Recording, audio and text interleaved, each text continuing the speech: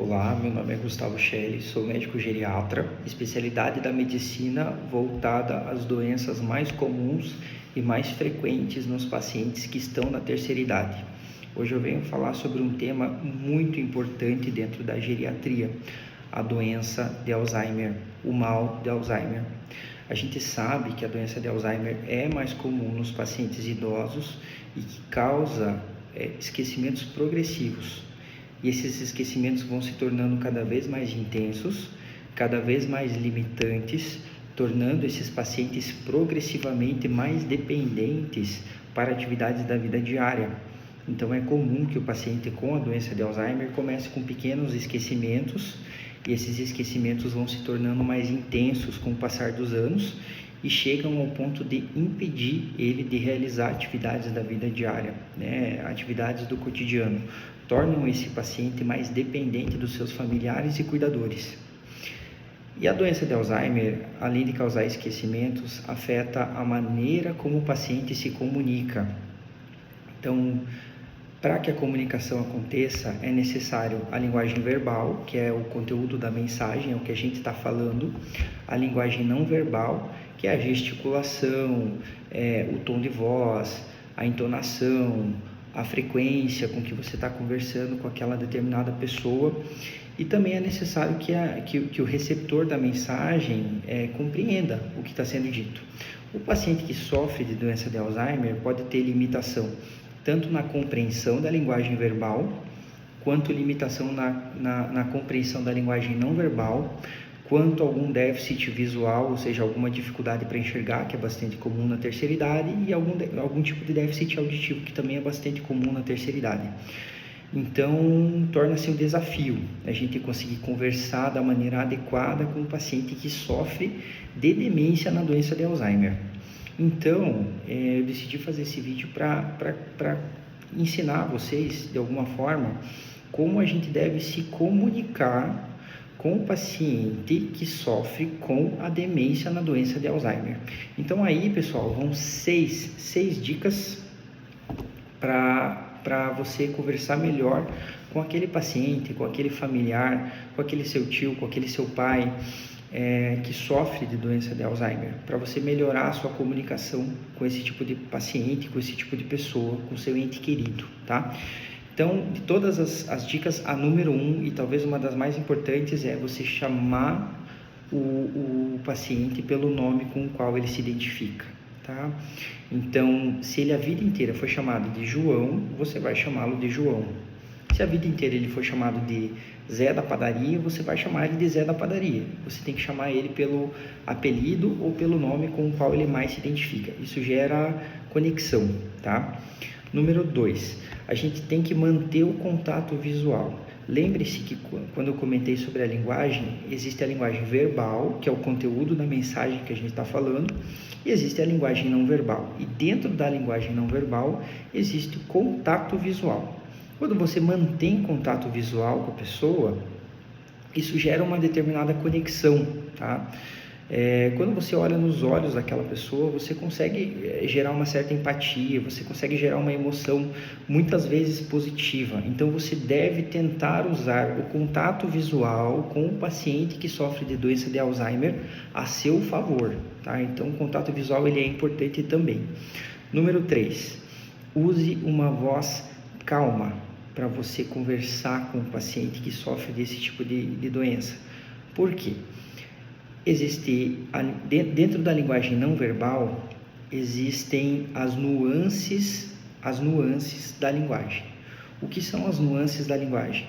É o tom de voz com que você está conversando, é a frequência com que você está conversando, são as emoções que você consegue expressar através da maneira que você fala.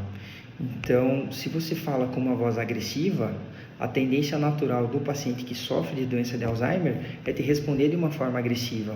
Se você fala de uma forma mais delicada, de uma forma mais paciente, de uma forma mais doce, talvez possamos dizer assim, você tende a receber uma resposta mais confortável do paciente que sofre dessa doença, tá? Dica número 4, fale devagar, fale com pausa, fale tentando mostrar os lábios para essa pessoa, de modo que ela consiga captar a mensagem de uma forma simples. Você não pode usar palavras complexas, palavras rebuscadas, dar muitas opções para esse perfil de paciente.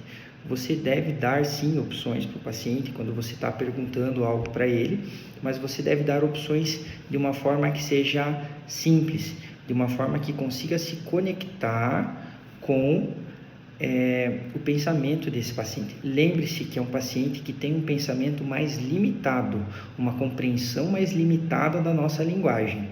Então você não vai falar de igual para igual com uma pessoa que sofre de doença de Alzheimer. Você vai falar com palavras mais simples. E isso não quer dizer que você deva falar de forma infantilizada, tá? Lembre-se que o idoso não é uma criança. O idoso é um adulto que envelheceu. Você nunca deve tratar o idoso como se ele fosse uma criança, tá? Número 5.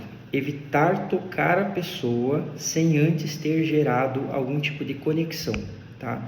Então, se você está conversando pela primeira vez com aquele paciente que sofre de doença de Alzheimer, ou faz tempo que você não conversa com ele, ou ele já esqueceu de você e você precisa conversar de novo, evite tocar nesse paciente sem você primeiro criar algum tipo de conexão, seja verbal, seja não verbal, porque se você encostar nesse paciente sem você quebrar o gelo, digamos assim, existe uma tendência natural desse paciente ter uma repulsa a você, dele não querer ver você na frente ou não querer interagir com você, por entender que você é uma ameaça.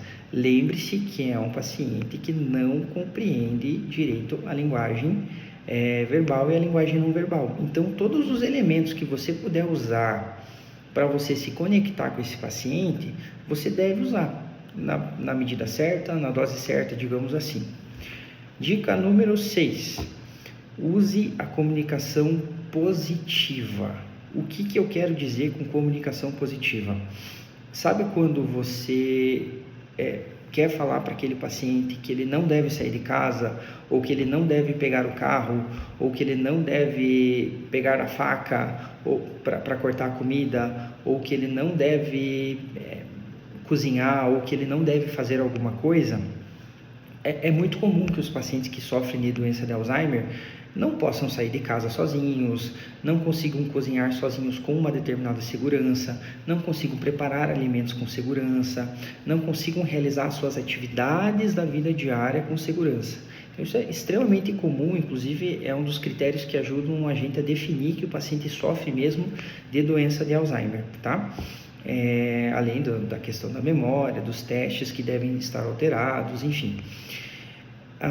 Então, você não deve usar a linguagem negativa, ou seja, dizer não faça isso, ou não faça aquilo, ou não saia de casa, ou não ligue o fogão, ou não abra a geladeira, ou não prepare seu alimento, não pega a faca.